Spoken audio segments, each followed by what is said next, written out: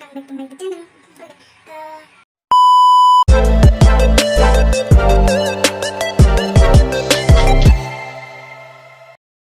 Hai guys, welcome back to my YouTube channel. Assalamualaikum.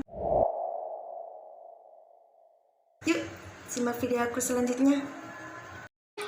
Oke guys, sebelum kita masuk ke materinya, alangkah lebih baiknya kita kenalan dulu ya kan.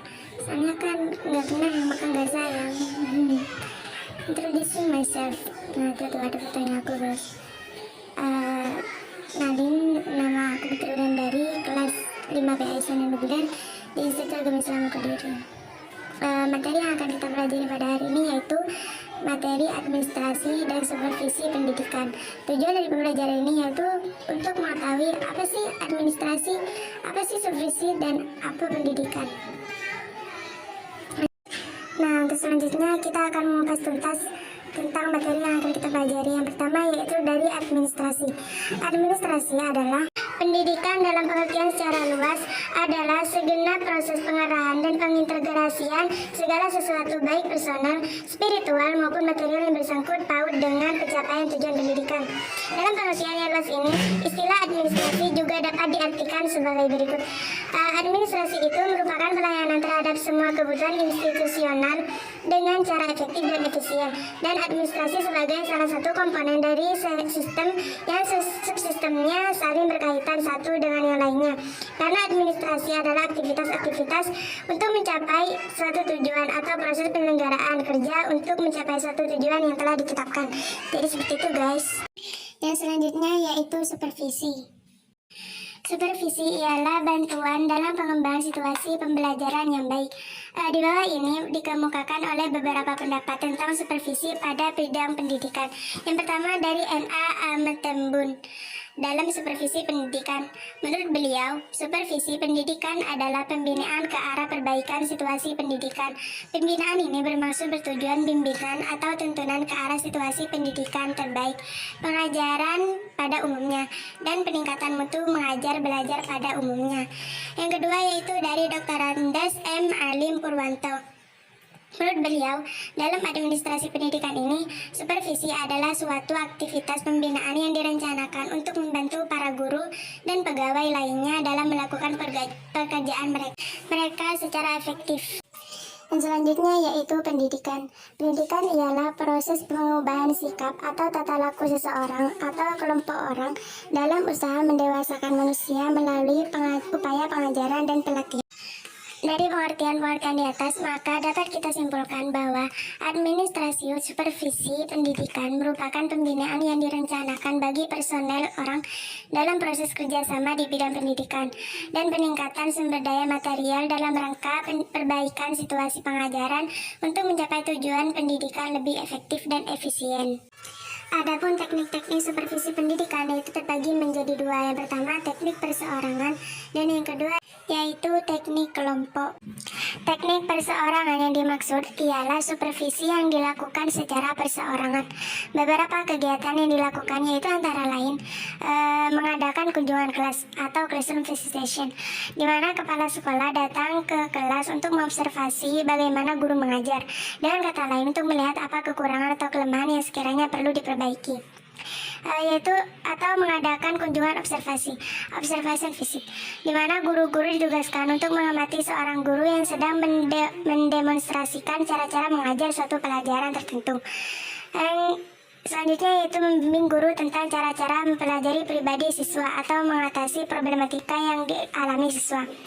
Untuk yang terakhir, membimbing guru dalam hal yang berhubungan dengan pelaksanaan kurikulum sekolah antara lain seperti menyusun program semester, membuat program satuan pelajaran, mengorganisasi kegiatan pengelolaan kelas, melaksanakan teknik evaluasi pembelajaran, serta menggunakan media dan sumber dalam proses belajar mengajar, dan tentunya mengorganisasi kegiatan siswa dalam bidang ekstrakurikuler.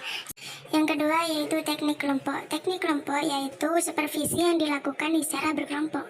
Beberapa kegiatan yang dapat dilakukan diantaranya mengadakan pertemuan atau meeting. Seseorang kepala sekolah menjalankan tugasnya berdasarkan rencana yang telah disusun, seperti termasuk mengadakan rapat-rapat secara periodik dengan guru-guru. Dalam hal ini, rapat-rapat yang diadakan dalam rangka kegiatan supervisi.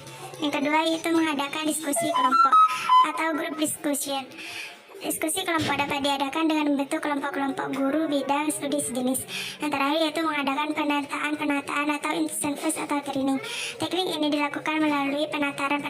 Misalnya, penataran untuk guru bidang studi tertentu. Mengingat bahwa penataran pada umumnya diselenggarakan oleh pusat atau wilayah, maka tugas kepala sekolah adalah mengelola dan membimbing pelaksanaan tidak lanjut show-up dari hasil penataran.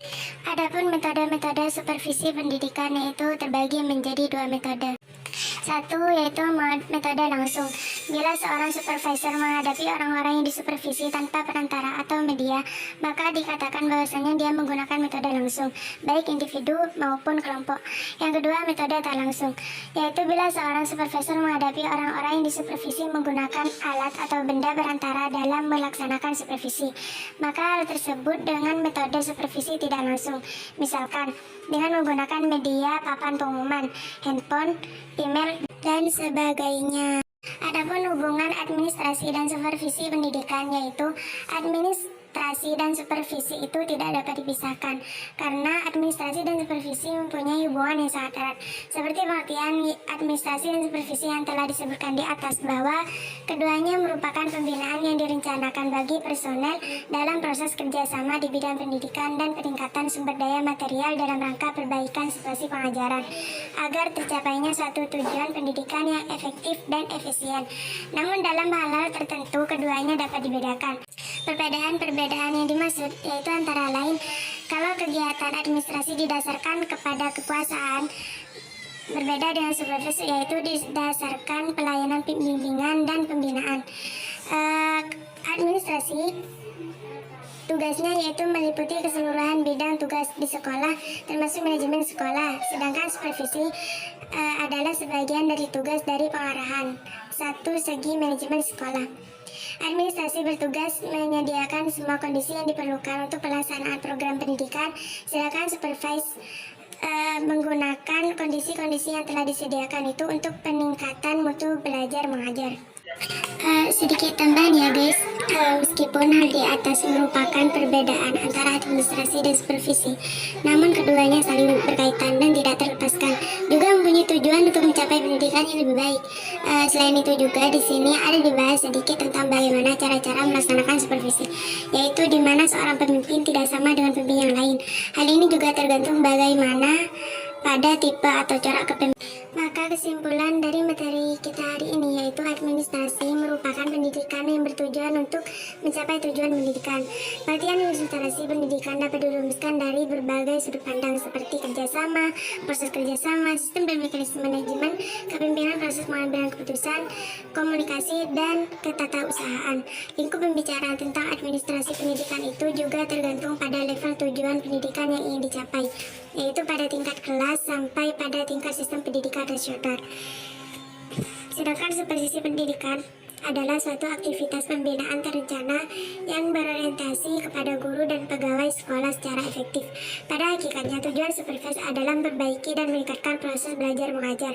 Fungsi supervise dapat disimpulkan sebagai alat untuk meningkatkan kualitas dan kuantitas kepada semua pihak yang berhubungan dengannya dan melestarikannya. Dan saya cukupkan sampai di sini pembelajaran kita kali ini. Semoga apa yang telah kita simak tadi menjadi tambahan ilmu dan semoga bermanfaat. Mohon maaf yang sebesar-besarnya. Wassalamualaikum warahmatullahi wabarakatuh.